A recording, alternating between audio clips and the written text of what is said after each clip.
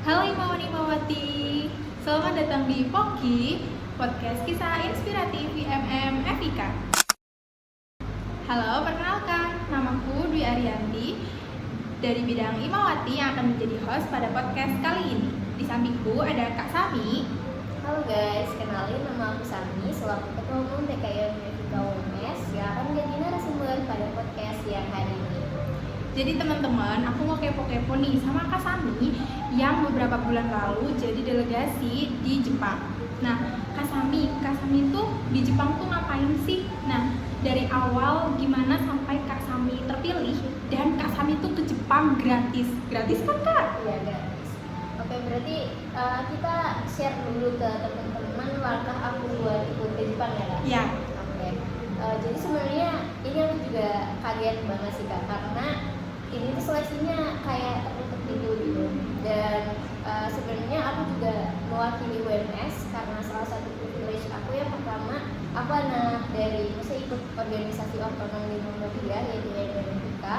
Yang kedua, aku juga beberapa bulan sebelum aku ikut program ini, aku dapat award itu dari UMS, peroleh mahasiswa berprestasi dengan di tingkat nasional dan internasional gitu. Dan aku dihubungin langsung sama Pak Holid selaku ketua dari Biro Kemahasiswaan. Beliau bilang kalau Mbak berkenan enggak untuk ikut program ini ke Jepang bersama dengan rekan-rekan media lainnya. Nah, jadi mulai dari situ aku tanya juga gimana sih Pak prosesnya gitu, dan prosesnya itu menurut aku singkat banget sih Kak, karena itu cuma 2 hari aku disuruh ngirim CV aku yang tentunya dalam bahasa Inggris, terus surat pernyataan aku tuh bakal ngapain aja gitu kalau misalnya diterima di sana, dan itu jangka waktunya 2 hari gitu. Dan setelah itu aku dapat panggilan dari PP Muhammadiyah buat wawancara, dan itu aku juga kaget banget ya, pertama kayak bahasa Inggris aku tuh pas-pasan gitu. Dan udah jelas lah ya kalau misalnya mau keluar negeri pasti bahasanya bahasa Inggris gitu. Dan di situ aku ikutin langkah demi langkah, step by step, kayak oh iya sebenarnya aku deg-degan juga waktu itu karena wawancaranya juga dadakan banget Kak. Kayak 2 hari setelah ngirim berkas itu, 1 hari kemudiannya kayak pagi abis kemarin aku konfirmasi, besoknya aku udah wawancara siangnya gitu. Itu kan kayak nggak butuh persiapan ya, apalagi aku kuliah banyak kegiatan juga di organisasi, tapi ya udah terabas aja lah gitu, udah diplom kenapa nggak sekalian gitu. Akhirnya kayak udah aku wawancara, ada pakai bahasa Inggrisnya kayak kenapa sih kamu mau ikut English program gitu. Terus untungnya di situ juga ditanya kayak kamu tuh udah ngapain aja di Muhammadiyah gitu. Dan untungnya aku tuh ikut Muhammadiyah atau ikut organisasi Muhammadiyah itu bukan dari kuliah gitu, tapi dari SMK. Ya, jadi kayak lumayan punya track record yang ya lumayan lah di dalam juga ikut di Ortom ya, benar. Terus aku juga ditanya kayak perkaderan Muhammadiyah yang udah diikutin apa aja gitu, dan untungnya juga aku udah ikut Taruna Melati itu kayak kalau nggak salah dia tuh perkaderan IPM, iya, udah sampai 2 jenjang. Kak Sami ternyata dulu IPM dan TM-nya itu udah TM2 ya Kak ya? Iya, udah TM2. Terus juga aku sempat di pimpinan daerah IPM juga waktu itu sebagai ketua bidang Hikmawati. Terus apalagi didukung aku di kuliah gitu sebagai ketua umum PKIM FIK.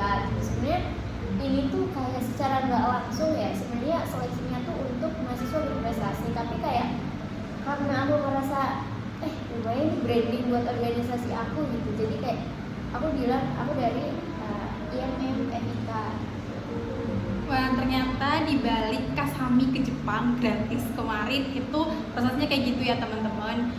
Dan aku juga pengen tahu nih Kak, pas kakak itu akhirnya jadi delegasi, itu tuh orang-orang langsung pada tahu atau enggak sih, dan gimana respon orang-orang di sekitar kakak?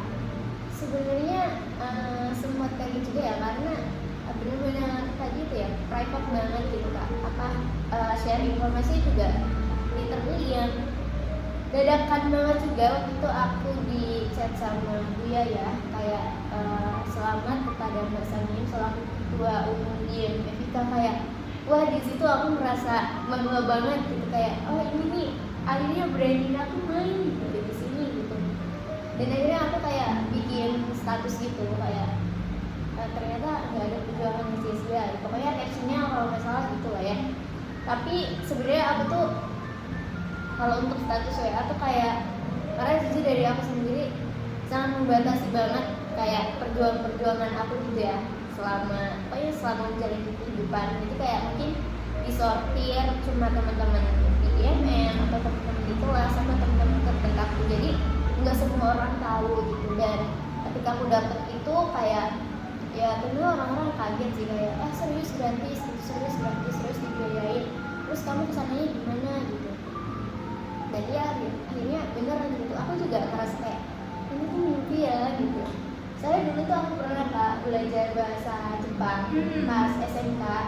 Jadi kayak dulu ternyata aku belajar bahasa Jepang gak sia-sia ya. Sampai akhirnya beberapa hari sebelum aku berangkat ke Jepang, aku tuh ngabarin sama sensei itu kayak guru aku gitu. Sensei aku keterima di Jepang nih gitu. Iya selamat ya gitu. Bahkan kayak guru-guru SMK aku pun, guru-guru di Muhammadiyah aku dulu di SMK kayak ngucapin kayak selamat. Terus guru-guru prodi juga kayak selamat ya Mbak. Oke, jadi dari Kak Sami cerita barusan aja tuh udah rasanya tuh aku ikut bangga gitu loh Kak. Ternyata ya memang perjuangannya tuh bukan tiba-tiba Kak Sami jadi delegasi ke Jepang itu gak gitu aja, tapi memang udah dari awal banget Kak Sami juga udah gabung di Ortom. Terus kebetulan sekarang Kak Sami juga jadi ketum di IMMFIK, dan Kak Sami juga adalah mahasiswa berprestasi. Terus waktu itu kakak ada harapan gak sih kayak kalau misalkan aku ikut ke Jepang untuk acara ini, dari kakak sendiri tuh harapannya gimana? Ada sih tentunya, karena aku mengemban moral sebagai ketua umum ya, kayak bisa harapanku buat adik-adikku nanti bisa melanjutkan jejak perjuanganku, bahkan bisa lebih dari aku gitu. Dan tentunya juga karena Muhammadiyah khususnya IMM di UNS itu apa ya, ibaratnya adalah anaknya sendiri. Bisa juga kayak harapan aku buat kesempatan itu diambil sama anak-anak yang memang berasal dari Ortom Muhammadiyah, karena aku ngerasain gitu Kak capeknya apa ya, organisasi, capeknya istilahnya kalau kata kayak Haji Ahmad Dahlan, hidup-hidupin Muhammadiyah kayak mungkin ketua umum karena di UMS IMM banyak sekali yang ketua umum IMM yang ada di UMS tuh ngerasain capeknya berjuang gitu. Jadi kayak ya aku berharap setelah ini juga bakalan ada kesempatan baik yang gak cuma menimpa aku tapi menimpa semua kader-kader yang ada di IMM, khususnya di IMM Surakarta.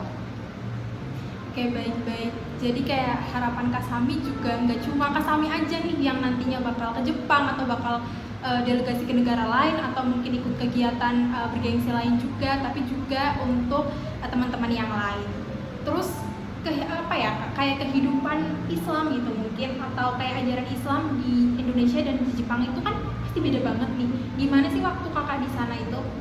Oh iya, sebelumnya aku lanjutin yang tadi ya. Yeah. Sebenarnya kayak ini juga pertama kalinya aku terjun di Muhammadiyah yang masuk programnya dari PP Muhammadiyah dan terjun ke ranah politik gitu. Karena ini sebenarnya ranah politik gitu, bukan ranah kesehatan yang background aku gitu. Jadi kayak gimana caranya aku membawa diplomasi yang baik, diplomasi hubungan yang baik dengan negara Jepang, entah itu melalui background aku kesehatan, kayak karena itu dulu Jepang mengalami bom atom, kayak di dari sisi kesehatannya yang bisa dimasuki buat perdamaiannya gitu. Oke, jadi kayak seperti cerita Kak Sami tadi, habis itu tuh gimana sih Kak kayak Islam di Jepang itu? Kayak kemarin kakak kan mungkin kalau misalkan di Indonesia nih kayak orangnya tuh banyak yang beragama Islam, jadi mungkin ya kayak udah biasa gitu lihat orang beribadah, lihat orang melakukan kayak misalkan kegiatan yang lain gitu sesuai ajaran Islam. Dan kalau misalkan di Jepang sendiri itu gimana, dan yang kayak apa mungkin di sana tuh ada pertukaran gitu antara kayak bagaimana budaya Jepang dan budaya Islam. Dan gimana mungkin ada kayak perbedaan antara kayak Islam di Jepang dan juga Islam di Indonesia. Oke, sebenarnya ada ya. Kan Kak Dwi sebenarnya Islam Jepang itu negara yang Islam banget ya? Enggak sih kak, kalau misalkan aku ngeliat mungkin kayak mereka tuh lebih banyak yang mungkin dari non Islam gitu sih kak. Kayak kalau mungkin kayak pernah nonton anime dan lain sebagainya, kayaknya tuh jarang banget gitu budaya Islam tuh dimunculkan di sana. Nah, tapi fun fact-nya Kak Dwi, meskipun mereka tuh bukan mayoritas budaya Islam, tapi mereka itu sangat mencerminkan kalau nilai-nilai yang mereka terapkan dalam kehidupan sehari-hari itu tuh adalah nilai-nilai Islam. Dilihat yang pertama adalah ketika aku baru aja nyampe gitu di bandara, wah bersih banget ya gitu. Dan yang aku kagetin kayak aku tuh tanya gitu, kayak gimana sih tempat sampah di sini gitu. Dan ternyata di situ tuh gak banyak akses tempat sampah di umum gitu, karena memang budayanya orang Jepang itu kalau buang sampah ya dibawa ke rumah. Terus tempat duduk di sana juga bersih banget, bahkan nggak boleh tuh kita habis wudhu apa ya istilahnya tuh becek banget bauannya, makanya kayak kita dikasih handuk buat ngelap kaki dan yang lainnya. Terus toleransinya di sana tuh gede banget, kayak ya kelihatan lah ya, entah itu dari ketika aku ikut ke dalam keluarga Jepang kan, aku Islam ya, dan orang tua aku di sana kalau bahasa Jepangnya mau tahu nggak kali? Boleh kak. Nah jadi kalau di sana bahasa Jepang manggil ayahnya juga itu okasang sama otosang gitu. Okasang dan otosang. Kalau misalkan okasang itu buat panggilan? Otosang itu kalau nggak salah ibu ya, kalau otosang itu ayah. Nah jadi kayak oh ya dan kendala sih sebenarnya, ada kendala bahasa, tapi karena orang tua kita yang ada di Jepang itu udah biasa nerima orang asing, jadi kayak udah nyiapin kayak translate, jadi kayak kita kalau mau ngomong kayak gimana. Oh iya. Dan ya mereka orang tua kami itu ajarannya Kristen, dan kita ditanyain kalau di Islam biasanya bangun paginya jam berapa. Terus kita bilang jam 5, biasanya sholat subuh jam 5. Kayak orang tua kami bilang pagi banget ya, itu pagi banget gitu. Dan nggak expectnya juga kita tuh dikenalin ke patung Bunda Maria, kayak oh gitu, kalau gitu kita ajak kalian ke patung Bunda Maria gitu, sekalian orang tua kami apa istilahnya kayak berdoa lah ya di sana. Dan ya kita juga bilang gitu kayak kita dari Islam dan kita tuh ikut program ini karena kita dari organisasi Muhammadiyah. Itu aku ya dari Muhammadiyah. Kedua kakak aku itu yang masuk kayak dalam ruang lingkup keluarga angkat itu tuh ada dari PPIM sama dari NU. Jadi kayak ya sharing gimana Islam, gimana Kristen dan lainnya. Jadi mereka sangat toleransi ya kak ya, dan Toleransi banget. berarti budaya Jepang yang ada di sana kayak tadi bersih, terus habis itu sangat mentoleransi orang lain, itu memang itu yang mencerminkan Islam tuh malah itu gitu ya kak ya. Dan mungkin satu ya yang menurutku wow banget gitu, mereka tuh kayak anti korupsi sih yang aku lihat. Karena gimana ya istilahnya, misal di sini aku sama Kak lagi kerja podcast di samping sini itu orang boleh lewat gitu, mengawasi kita kerja apa enggak gitu. Aksesnya itu terbuka buat umum gitu, gedung-gedung kayak gedung DPR, gedung bupati, kayak wah kelihatannya kalau bisa tidur. Oke, berarti kayak kalau misalkan orang kerja nih, kayak misalkan di DPR gitu kerja, mereka tuh bisa lihat gitu ya kan? Bisa lihat, jadi kayak kalau Pasti bisa terbuka mau untuk main semua. gitu. Apalagi kayak pas rapat tidur ya itu nggak bisa. Nggak ada kayak gitu di Nggak Jepang. ada. Oke, Kak Sami itu kan ini ya, tadi itu kan ke Jepang gratis gitu. Nah, benefit selain ke Jepang gratis, tiket pesawat nih Kak, itu apa lagi sih Kak? Ya jadi kayak tiket pesawat itu gratis banget PP, terus kayak selama kita di sana naik pesawat dari Nagasaki ke Tokyo itu tuh juga gratis teman-teman. Dan tentunya kayak kalau misalnya kamu belum punya paspor sama visa itu juga gratis, kayak dibuatin dari sananya. Nah terus juga kayak uang makan dan yang lainnya tidak usah khawatir, kayak di sana juga gratis. Pokoknya ya siapin diri sendiri se-excited mungkin buat mengikuti program ini gitu.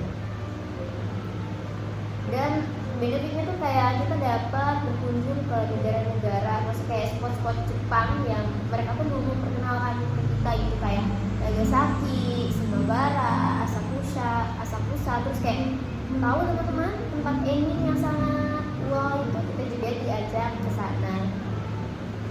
Nah, kayak Kak, sangat inspiratif banget cerita Kak Sami. Kak Sami udah banyak banget nih share tentang kegiatan Kak Sami di Jepang juga. Nah, terus di sini terakhir nih Kak Sami, aku mau minta tolong Kak Sami untuk sampaikan ini semangat ke teman-teman semua, sebuah motivasi atau sebuah kata-kata deh Kak.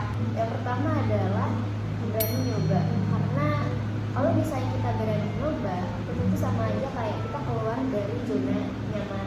Dan ingat teman-teman, orang sukses itu adalah orang yang siap berada di zona ketidaknyamanan. Dan juga untuk teman-teman baik yang ada di Ikatan Mahasiswa Muhammadiyah maupun di organisasi lainnya, percayalah organisasi itu dekat dengan kebaikan teman-teman. Jadi jangan takut teman-teman itu merasa nggak ada kebaikan yang datang ke teman-teman. Justru karena teman-teman berada dalam sebuah ruang yang ruang itu adalah berdedikasi untuk kemaslahatan umat, jangan pernah takut untuk teman-teman nggak berkembang. Dan tentunya dimanapun teman-teman berada, tetap sebarkan nilai-nilai Islam, tetap pegang teguh dengan ideologi teman-teman, dan tetap menjaga nama baik teman-teman. Dan juga mungkin karena dari sini aku konteksnya Jepang, tetap menjaga perdamaian dengan negara Jepang. Oke, baik. Apa yang Kak Sami sampaikan barusan itu juga menjadi reminder untuk diriku sendiri. Oke Kak Sami, terima kasih banyak sudah mau jadi narasumber untuk podcast kali ini. Benar banget. Sama-sama. Dan semoga bermanfaat. Terima kasih juga teman